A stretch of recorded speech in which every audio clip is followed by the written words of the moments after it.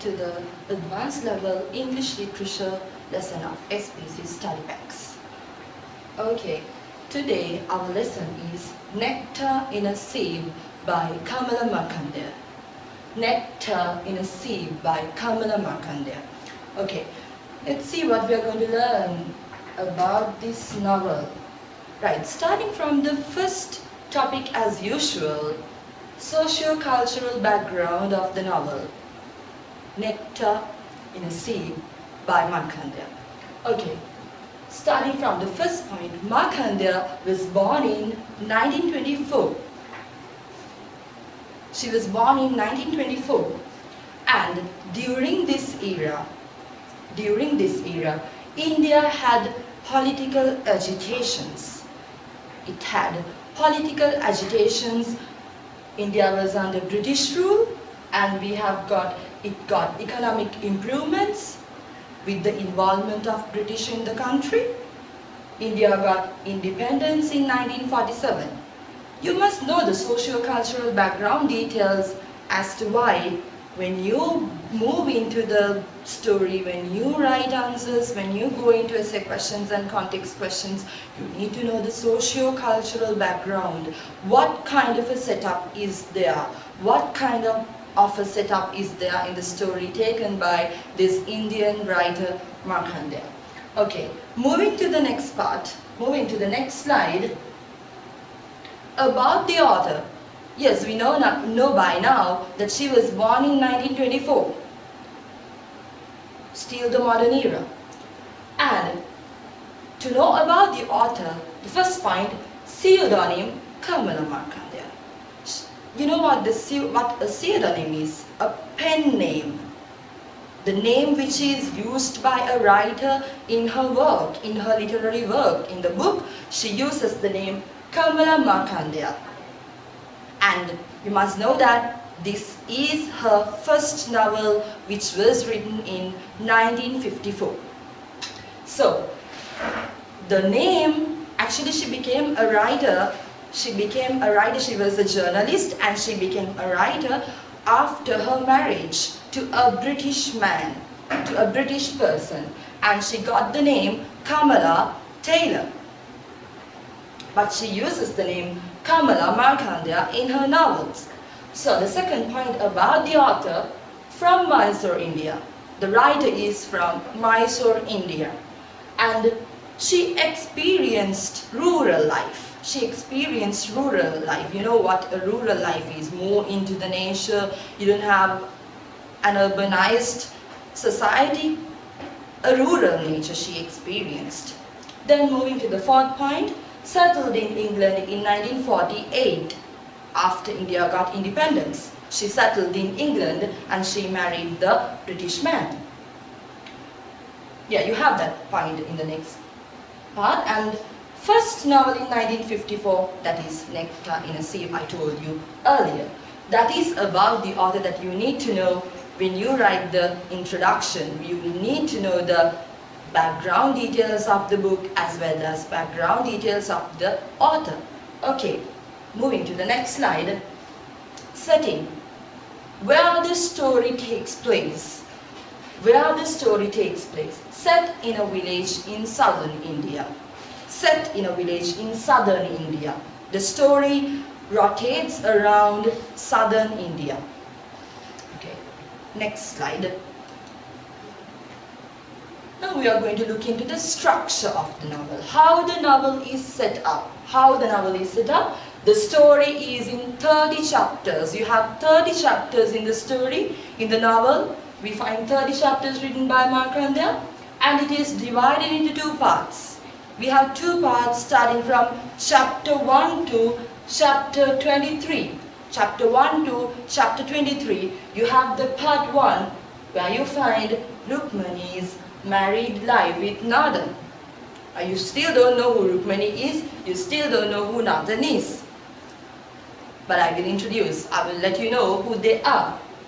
Part 2, which is from 24th chapter to chapter 30, which is the last chapter, you find failed attempt to live in city. So these are the two parts of this book, Nectar in a Sieve by Kamala Markandeya. Okay, we'll move further. Characters.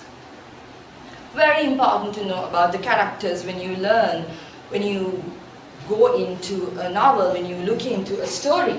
Yes, the main character, the first character that I'm going to introduce to you is Rukmani, or you call Ruku, the nickname of Rukmani. She is the protagonist, she is the main character, she is the narrator of the story, Nectar in a Sieve. Rukmani. If you say Nectar in a Sieve, okay, you're going to talk about Rukmani, because she is the main character of the story. And she is youngest daughter of village headman of a village. She is the youngest daughter of a village headman. We don't find the name of the village specifically, but still we get to know in the first chapters, in the first two chapters, we find that she is the youngest daughter of village headman. So you can understand that if she is a daughter of a village headman, of course she has a good family, she has a good family background, and the father has a good reputation being the headman of the village. So she has a good society to be with. She got a good education, she can read and write. Okay, marries at age of 12. That's a question mark. Marries at age of 12. You have to think at the age of 12. I don't know whether we are going to sympathize with this character. Yes, of course, I will sympathize. Marries at age of 12. Yes, I will tell you about her. Rukmani, she has 3 other sisters in the family. 3 other sisters, and she's the youngest. The 3 elder sisters, they get married to good families with good dowry. But with the time, with the involvement of the British rulers and all, with the involvement of the economical setup of the country,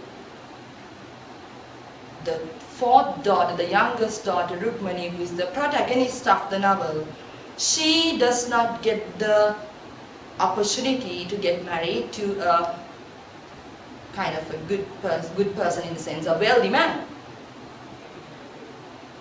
See? The 4th point, husband is a tenant farmer. She gets married to a tenant farmer at the age of 12.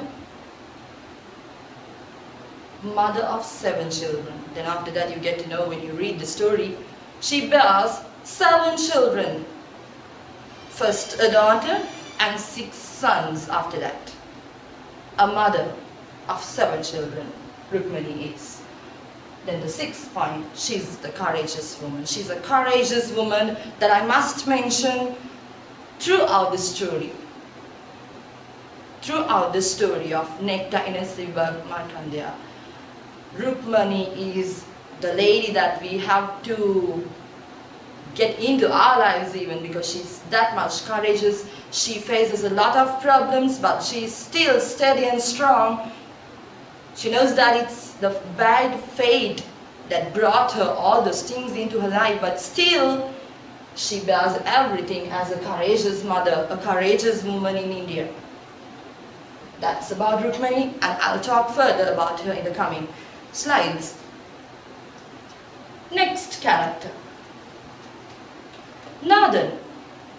Noddin, you know by now, he is a poor tenant farmer, and he is the husband of Rukmani, who got married at the age of 12. Loving husband of Rukmani, or we feel so happy that he is loving husband of Rukmani, the protagonist. She got married at the age of 12, but the husband is a loving one. He understands Rukmani. He loves Rukmani. He knows that Rukmani is young and fragile, and he treats Rukmani accordingly, even though he is a poor farmer. 3rd point, exemplifies spiritual harmony. Throughout the story, starting from the first chapter till the 30th chapter, you find he is filled with spiritual harmony, whereas he is a poor farmer. He has a family to look after, 7 children, and he lives in a small house built by himself, but the land does not belong to him. And he farms in a tenant land. That land does not belong to him either. So think about why I have used the word spiritual harmony. He deals with each and every problem so carefully that we will find his character filled with this. Inside the spirit, he has the harmony. He makes the reader understand what the life is. Oh my God, we'll face problems, but still we have to stand straight with the things that the life has given us. When you look at the back page of the novel, even you find in the description,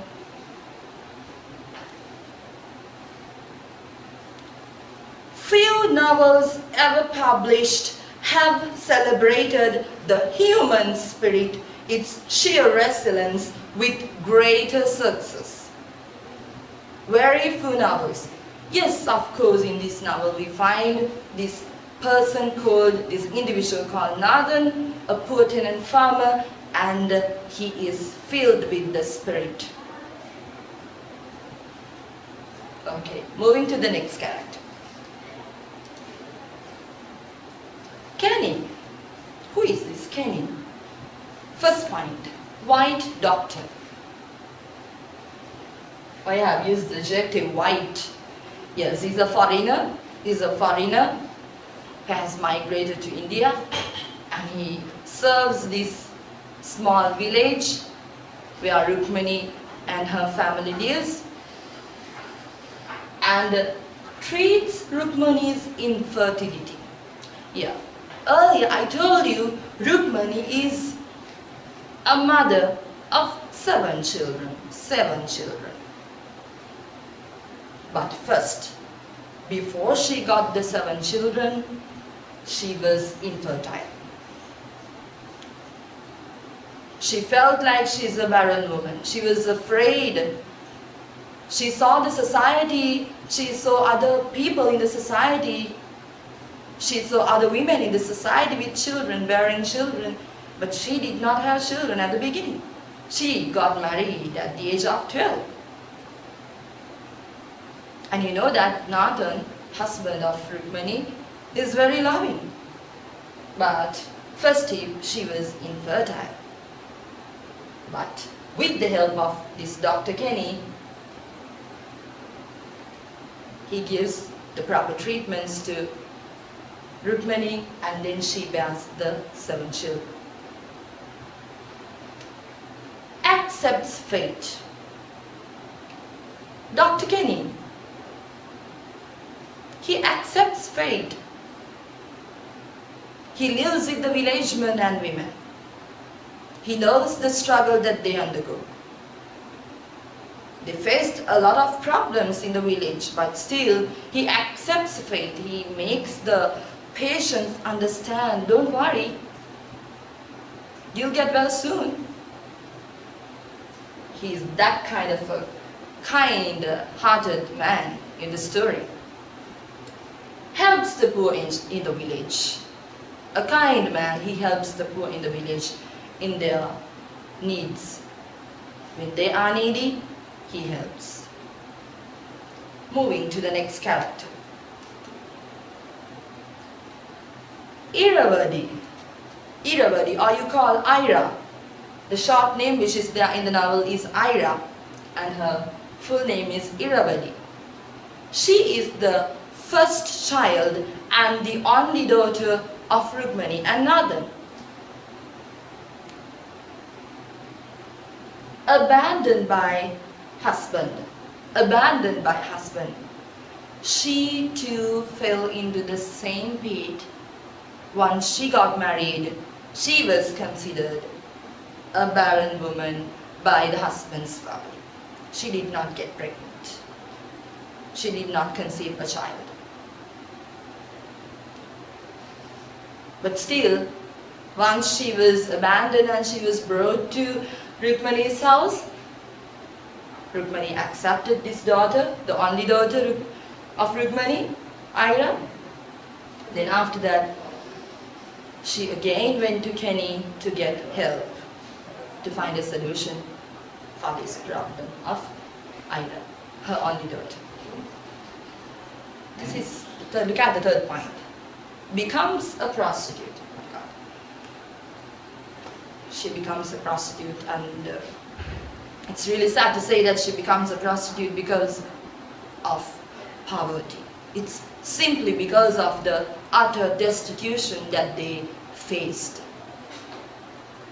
She did not have any method to earn. It was an agony, her whole life. Ultimately, she ended up becoming a prostitute because she wanted to earn money. So as a result of this prostitution, look at the fourth point, she conceives a child. His name is Sacramento. An albino child he is. And the society looks at the child in a different manner, in a mysterious manner, because the child has the physical characteristics, the features are really different. But somehow she managed the life with this Sacramento. Moving to the next character.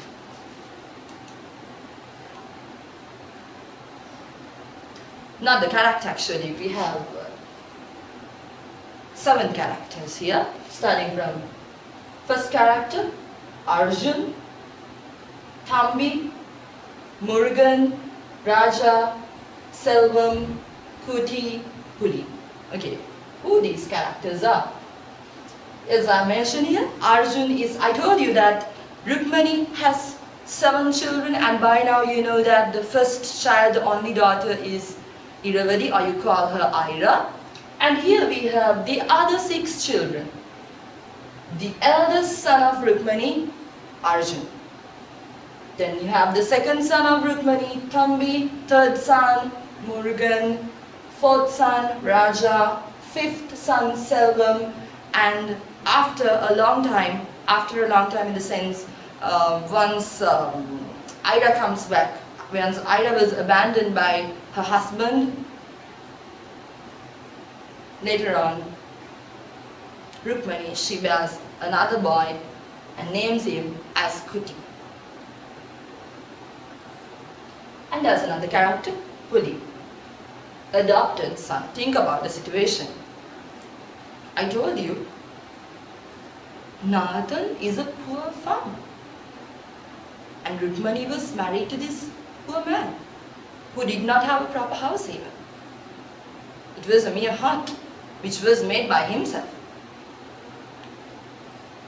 With cow dung, with planks, wattle and daub house it was. A small hut. Only one room was there. And finally, adopted a son as well. Something to think about. Something to think about in our life as well. Okay, not only these characters that we have in the story, we have other characters as well.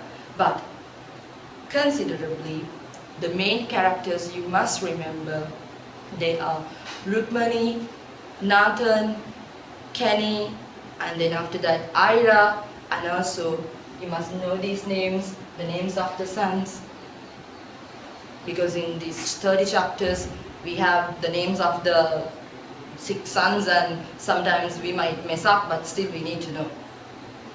Okay, so those are the things about the characters that I can relate to you from the story.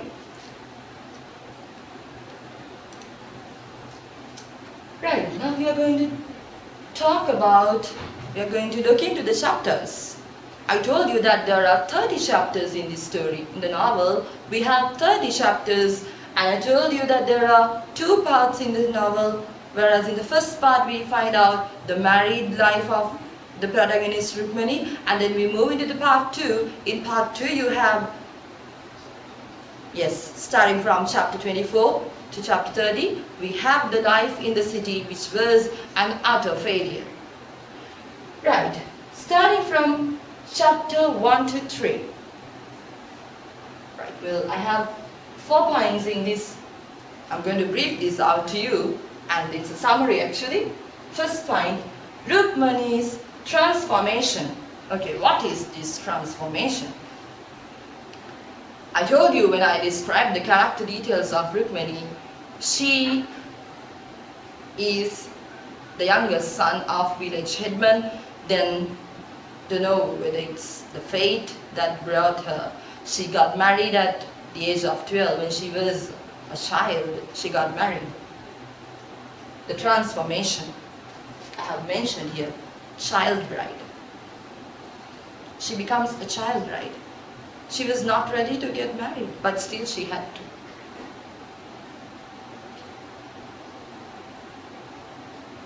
In chapter 1 to 3, again you find out new life with Noddin, which brings some kind of a, it's actually the transformation still. Still the transformation. New life with Noddin.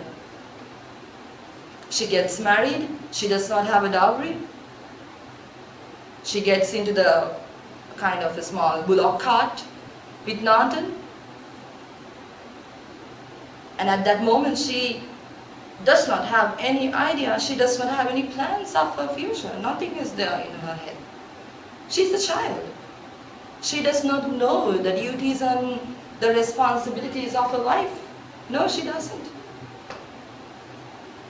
So we find in chapter 1 to 3 the journey that she goes from her own family to a new family. She begins a new family with Noddin, new life with Noddin.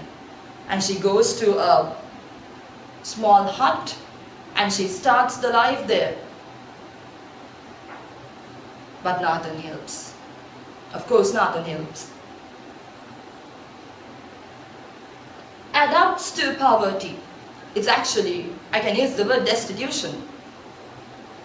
They were really poor. They were really poor. Yes, Noddin was cultivating. He was a farmer. He earned, but at the same time, he earned and he had to pay money to the owner of the land. He had to pay money. He earned and he paid. So he doesn't have money with him to look after Rukmani and the children. But still they managed. A struggling life that they had. Struggling life they had. So in chapter 1 to 3, we find the life that Noddin somehow manages. He manages to take care of Rukmani. And in these 1 to 3, these chapters, we find out she bears the 6 children, 6 sons, and also not only the 6 sons, she has the daughter as well. You need to read the first 3 chapters and find out the life, the meaning of life in this era. How they struggled, how they managed. Just think about you at this moment. You might be asking from your mother, I want that pair of shoes, I want this toy, I want that pair of trousers. You demand. But in this era, they did not have even enough food. They struggle to find out food. They struggle to manage the life. They struggle to survive. So we see in chapter 1 to 3 the struggle that Rukmani undergoes, starting from being a child bride, then moves on to a new life with a poor tenant farmer Noddin. Then she bears 7 children. Then the struggle. Moving to the next chapters, okay? Chapter 4 to 12. Chapter 4 to 12. I'm telling you, I'm brief. I'm breaking up these chapters and I'm bringing you the summaries of the story. I have 3 points in chapter 4 to 12. Here we find out in these 4 to 12 chapters the word tannery. Are you familiar with such a word, a tannery? Actually, it's a factory. It's a factory.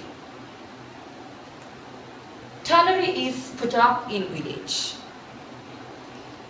And where I want to introduce you the term industrialization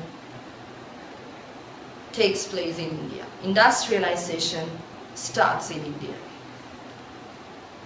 We find out when this tannery is built in this small village where the people were struggling with their life, what they felt and what are the changes that were made, and how the young men, they wanted to work in this tannery.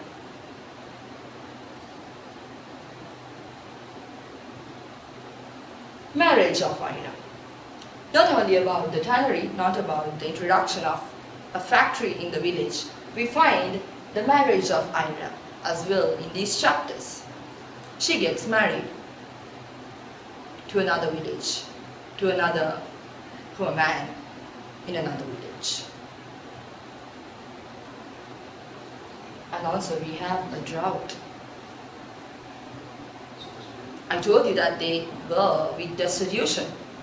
And now, in chapter 4 to 12, you find a drought. What is this life? Step by step we find problems. Step by step we have things to solve, survive. You can relate actually.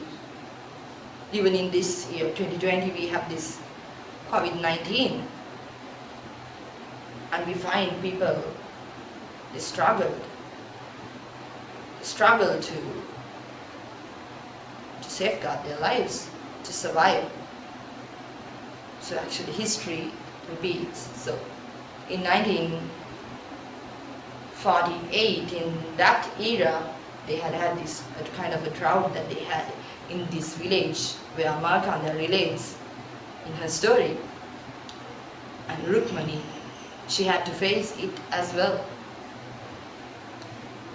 So in chapter 4 to 12, you find how the family, Rukmani's family, and not only Rukmani's family, the other neighboring men and women, how they struggled in this era. They were cultivators, and when a drought comes, you know how the people, they will manage. But they had a lot of faith. They still had a lot of faith. Rukmani, being the protagonist of the story, she prayed all the time. She had that faith that a woman needs to have in her life. So that's it in chapter 4 to 12. Move to the next chapters. Chapter 13 to 16. I have mentioned 4 points. Okay, look at the first point that I have mentioned. Drought brings starvation. Continuation of the 12th chapter, we find drought brings starvation. Rukmani and Noddin, they had a granary. They had a granary where they stored their grain, their rice or whatever the thing that they had to eat. They stored, but that was not enough. Drought brings starvation.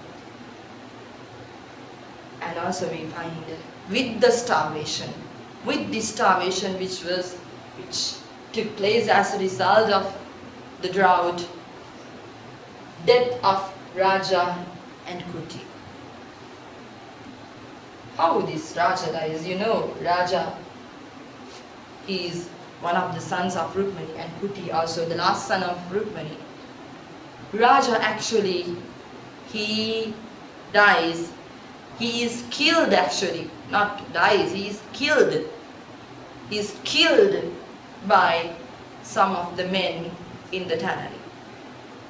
Raja works in the tannery because he wanted to earn money to look after the family, to help the mother and the father.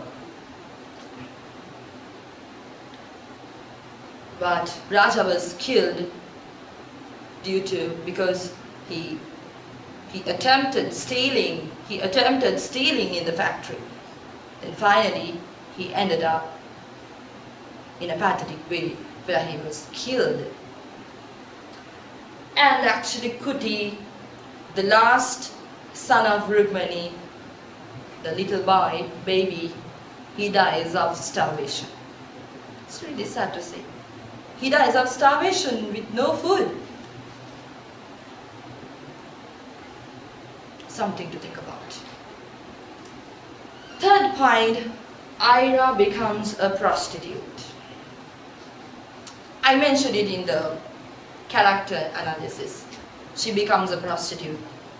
That is again as a result of the poverty. She does not have any other method of earning. They had droughts, they had many other problems. A brother was killed, no method of earning. So ultimately, she becomes a prostitute. She walks in the village to the other men, and that was the method that she got some food to look after the mother and the father. But mother was not aware of this. Rukmani was not aware of this. Later on, once Noddin and Rukmani, they get to know about this situation of Ira, my God, they feel like disappointed, like nothing. So the fourth point, Rukmani's family survives with hope. Even though they have a lot of problems in the family, even though they have step by step in their life, they face problems, but still they had hope. They survived somehow. Right. Chapter 17 to 23. I have 2 points in chapter 17 to 23. Family recovers from drought. So happy to tell you that the family recovers from the drought with the time. That is how the nature is. We cannot help it. When a drought comes, nobody can stop it. So we find, with the hope that they had in chapter 16, with the courage of Rukmani and Ira being a prostitute, even though she stood straight, family recovers from drought. But I have to mention that this era was a different era. You are not to get that kind of an example to your life. You are getting educated, but they did not get that kind of an education, and they did not have opportunities, they did not have jobs, nothing. Ira bears a child. You find in 17 to 23, as a result of the prostitution, that it's actually an unfortunate incident that she had to become a prostitute. So as a result of that, she bears a child, where I mentioned in the earlier slide of characters, the name of the child is Sakravani, an albino child, and she becomes a mother, and she takes care of the kid somehow or the other. Right, moving to the part 2 and the last chapters of the novel, chapter 24 to 30, part 2. In these chapters 24 to 30, we have the climax of the story. The climax, which I have mentioned in here, in the first point, leaving the land. I told you, step by step, the story moves from one problem to the other. So here we find leaving the land. They cannot pay the money to the owner of the land, and a tannery is built in the village. Now they want to expand the tannery. Can't help, they are leaving the land because they couldn't afford it. And this is the climax of the story. goes to city. I told you that they had hope, especially Rukmani, the protagonist of the story. She had hope. She did not give up with any problem in her life. So they go to the city to find out they have another son. They go to the city in order to find this other son who is Murugan. Murugan was sent to the city by Dr. Kenny, finding him a good kind of a job there in the city. As an assistant to another doctor, he was there in the city.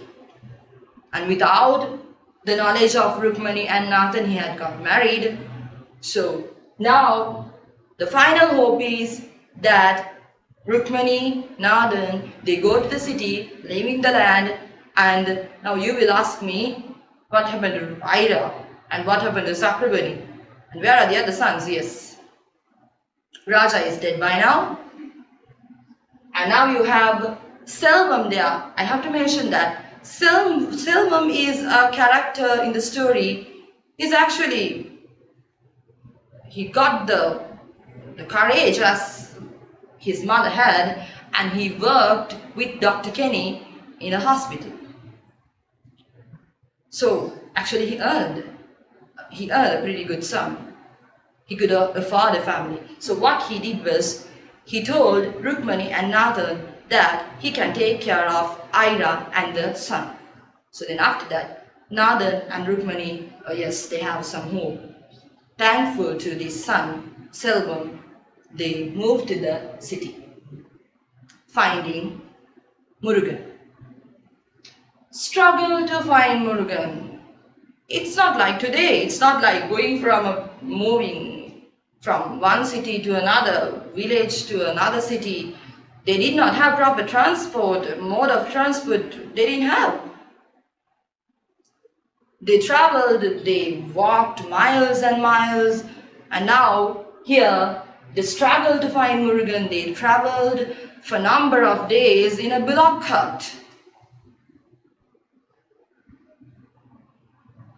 They did not have money and they did not have food.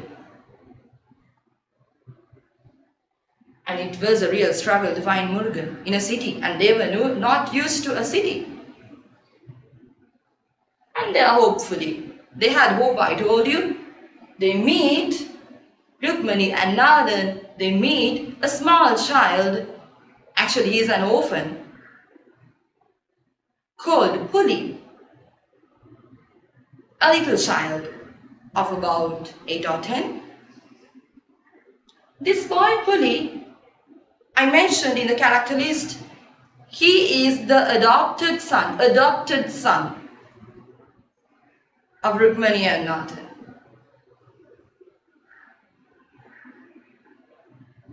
That was another hope to Rukmani and Nathan.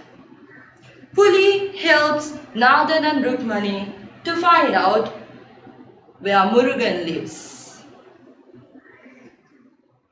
Then after that, again, another pathetic situation. They go to the place where Murugan lives, but Murugan was not there. But Murugan's wife, whom Rukmani and Nathan had never seen earlier, they meet this young woman for the first time. Her name is Ammu. And that woman is also with children. With 2 children she is with. But Murugan is not there with the woman. Murugan has abandoned Ammu and had gone somewhere.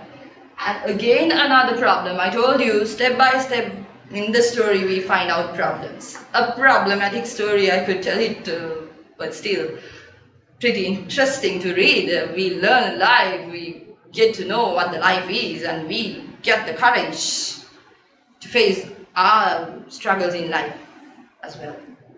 So, in the last chapters in 24 to 30, meets fully. Here see the 5th point, death of Nathan. Another. Death of Nathan in the city. Nathan dies in the city. He becomes ill. They sleep in the road, they don't have a place to sleep, they don't have food to eat, they struggle to find money and to have some food. Finally, Noddin ends up dying there in the city, in a road in the city. And Rukmani witnesses the death of her loving husband, Noddin, but she could not help it. She could not do anything. She tried her level best. At this moment, she was helpless. And the last point of chapter 24 to 30, we find out Rukmani returns to the village. She returns because she does not have any hope. It was hopeless because they came to the city finding Murugan, but Murugan was not there. Now what is she supposed to do in the city? And I could not mention going to the city. I said that they did not have money. And I mentioned earlier in the characters, she was the youngest daughter of a village headman, and she learned to write and read. Reading and writing, she learned it. So now she got the opportunity in the city. She started to use that reading and writing skill in order to earn some money. But that was not enough. That was not a huge knowledge that she had. The little knowledge that she had, she used to earn money, but that was not a very successful kind of an attempt taken. I told you she is a courageous woman. She tried and tried, step by step in her life she tried. But finally we find out she returns to the village. She does not have Noddin, but she returns to the village with the boy called Huli. She goes back to the village to Selbam, the hopeful son she had in the village. So that was about the chapters, how I briefed out the chapters in a very difficult manner. Right, talking about the thematic aspects, issues, themes and issues in the novel. First one, displacement, industrialization, human relationships, poverty, exploitation, social criticism, hunger as a threat. Right, starting from displacement. Displacement. Yes. In the very first the first chapter, 3rd, 4th to the 12th chapter, you find out they lose their land. They lose their land, then after that what happens? They had to move away, they had to go. Displacement, they did not have a proper place to stay. When a person feels displaced,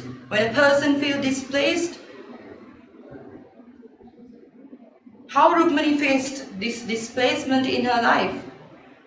She had to move from her family to a village and she had to spend the life there, again displaced.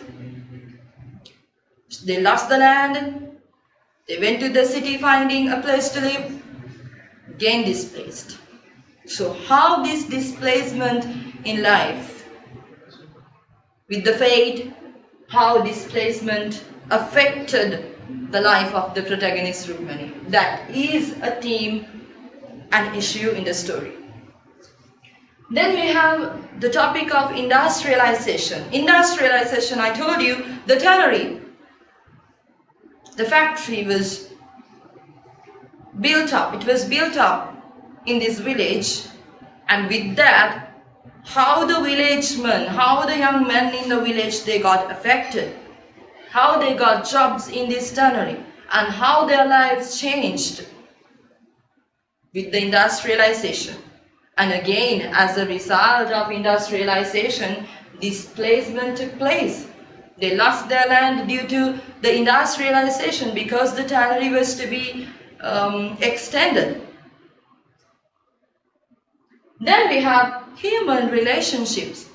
That's a beautiful topic to talk about. Even though the protagonist of the story, Rukmani, she had a lot of problems in her life, the relationships she managed. The relationship with the husband, she managed. Relationship with the children, she managed. That's a plus point of this book. We need to take into our life as well. Human relationships we find in the story of Nectar and sieve. Then we have poverty. Yes, throughout the story, it's poverty, the destitution that the character Rukmani faced, and it's really kind of a pathetic topic to talk about. The poverty still, even in this 21st century, we find people suffering, suffocating with poverty. So in the book Nectar and sieve, poverty, the topic of poverty is elaborated to you in detail with different situations in the protagonist through the life of the Rukmani that is brought to us. We tend to sympathize with Rukmani's character. So we feel what poverty is, and it is an issue in the story, a theme in the story. Exploitation. I told you, Raju was killed in the tannery. Especially the poor man who did not have a proper guidance, a proper kind of an education. They were merely exploited in these factories. Not only that, we find exploitation of women as well. Why? Rukmani, she got married at 12. It's an exploitation.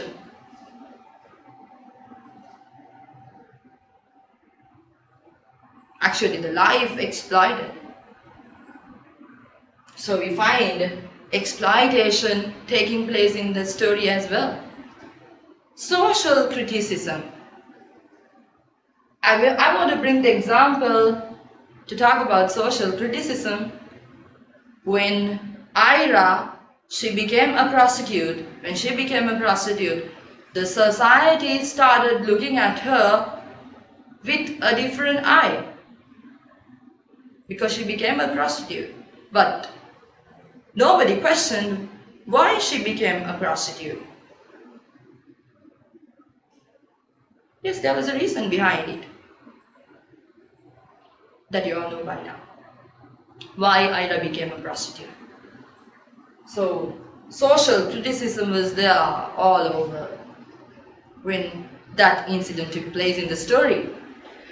And the final thematic aspect that I'm going to talk today, hunger as a threat. Hunger.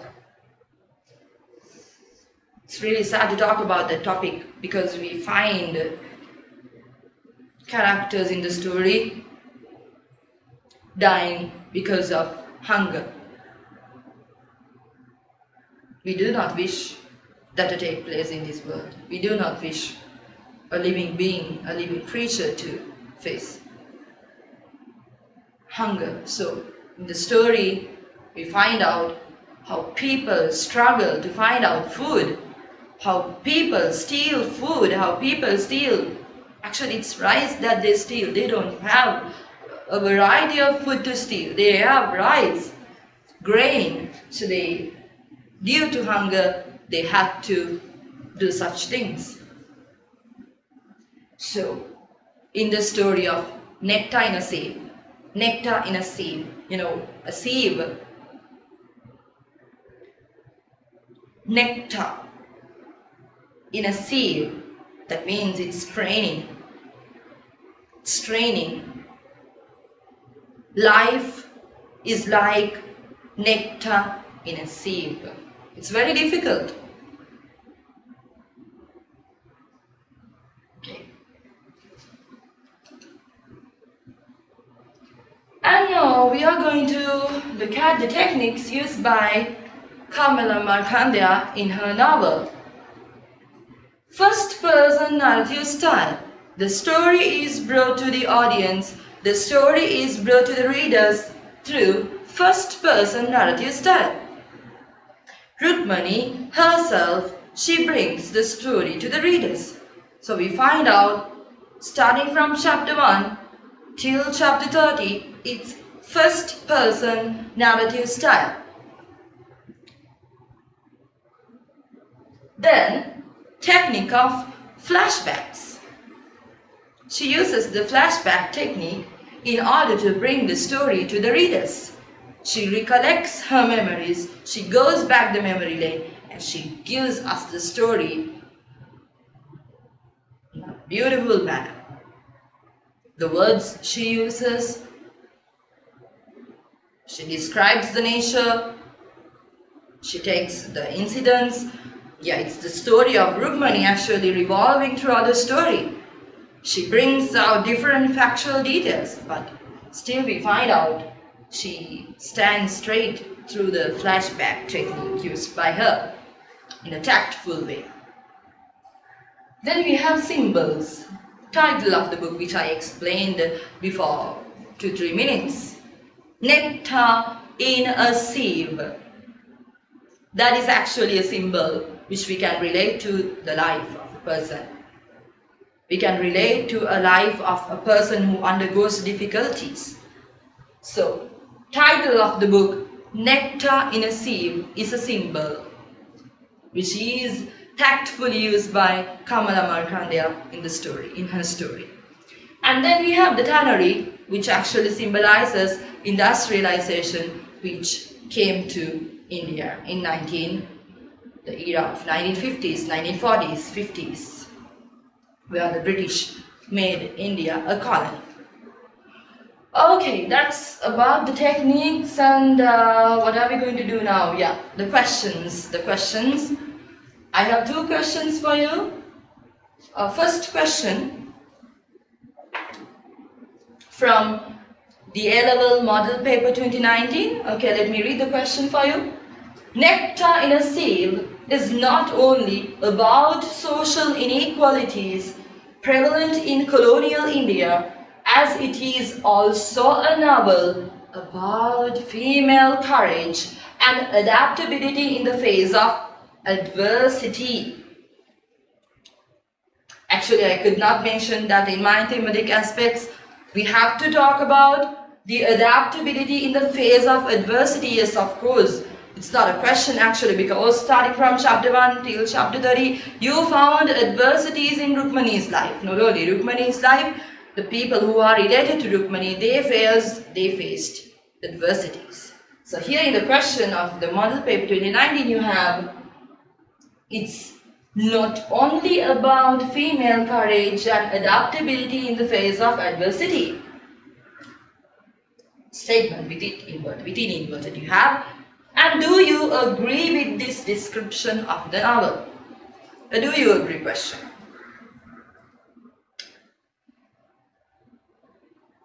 Social inequalities.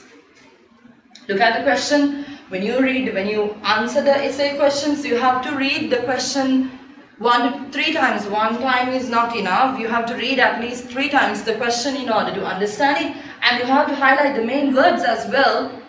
Nectar in a Sieve is not only about social inequalities,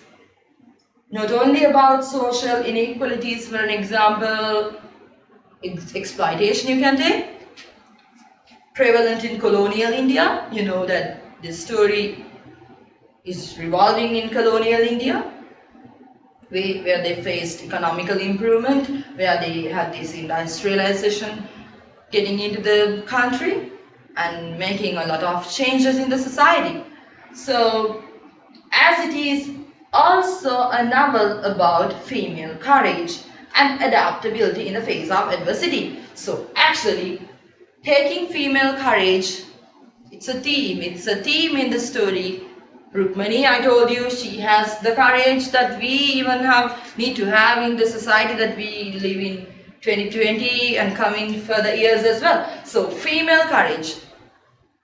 You have to talk about female courage, adaptability in the face of adversities, and also you'll talk about social inequalities. That is all what you need to bring out. You need to bring out the examples from the chapters. So actually, to answer this question, you need to thoroughly read the text. It's a must that you need to do. You must read the text in order to find out the examples, in order to remember the points, remember evidences. So please attempt the question. And moving to question number 2.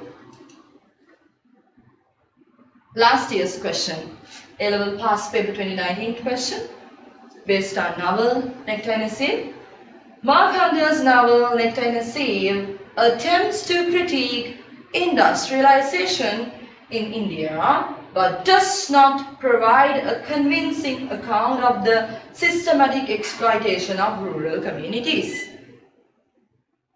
I brought to you in the thematic aspects that there is exploitation. Systematic exploitation of rural communities. Do you agree with this? Yes, of course. Attempts to critique industrialization with the introduction of the tannery, what happened and how the children of Rukmani, they faced different problems, not only Rukmani's sons, the other people in this village, how they faced, how they struggled. Attempts to critique industrialization in India, but does not provide a convincing account of. So you have to, do you agree? So you have to, whether you have to say whether you agree. Yes, I agree. No, I don't agree. So accordingly, you have to bring out the points. If you say no, I don't agree, you have to bring out details saying that they did not have a systematic exploitation in the rural communities. If you say yes, I agree, you have to bring out the details, you have to bring out the factual details in order to strengthen your answer. So that's it you have to do in this question. Please attempt writing answers to these questions. Not only these, try attempting context questions based from Nectar and a Sieve, which will be really helpful to you in the examinations. Yeah. So that's it for today.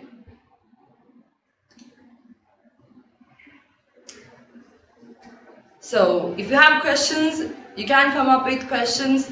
So this is for today. Have a nice day. Stay safe. God bless you.